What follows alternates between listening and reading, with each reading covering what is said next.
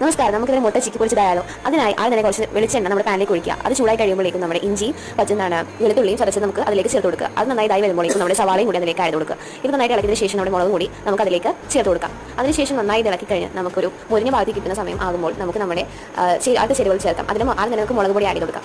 അതിനുശേഷം നമുക്ക് കുറച്ച് മഞ്ഞൾപ്പൊടി, പിന്നെ കുരുമുളക് പൊടി, പിന്നെ മസാലപ്പൊടി, പിന്നെ ചതച്ച മുളക് എന്നിവ ചേർത്ത് കൊടുക്കുക. ഇതെല്ലാം നമുക്കൊന്ന് നന്നായിട്ട് യോജിച്ചെടുക്കാം. നമുക്ക് ഇതും കൂടി നന്നായിട്ട് നല്ല ചൂട് കൂടി വരുമ്പോൾ നമുക്ക് നന്നായിട്ട് മൂത്ത് വരുമ്പോൾ നമ്മുടെ ഉപ്പ് നമുക്ക് ഇതിലേക്ക് ചേർത്ത് കൊടുക്കാം. ഇതിനുശേഷം നന്നായി മൂത്ത് വരുന്ന സമയമാകുമ്പോൾ നമുക്ക് നമ്മുടെ മുട്ട ഓരോന്നോരോന്നായി ചേർത്ത് കൊടുക്കാം. ഇതിനുശേഷം നന്നായി തന്നെ നമുക്ക് ഇതൊന്ന് ഇളക്കി കൊടുക്കുക.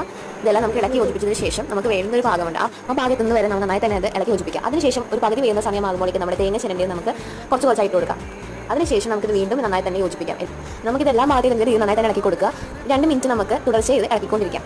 ഇനി മുട്ടയെല്ലാം പാനിൽ നിന്ന് വിട്ട് കിട്ടുന്ന രീതിയിലാകുമ്പോൾ നമ്മുടെ മുട്ട പൊരിച്ചത് ഇവിടെ റെഡി ആയിട്ടുണ്ടാവും. ചോറിനൊപ്പം ഒരു അടിപൊളി വെറൈറ്റി കറി നമുക്ക്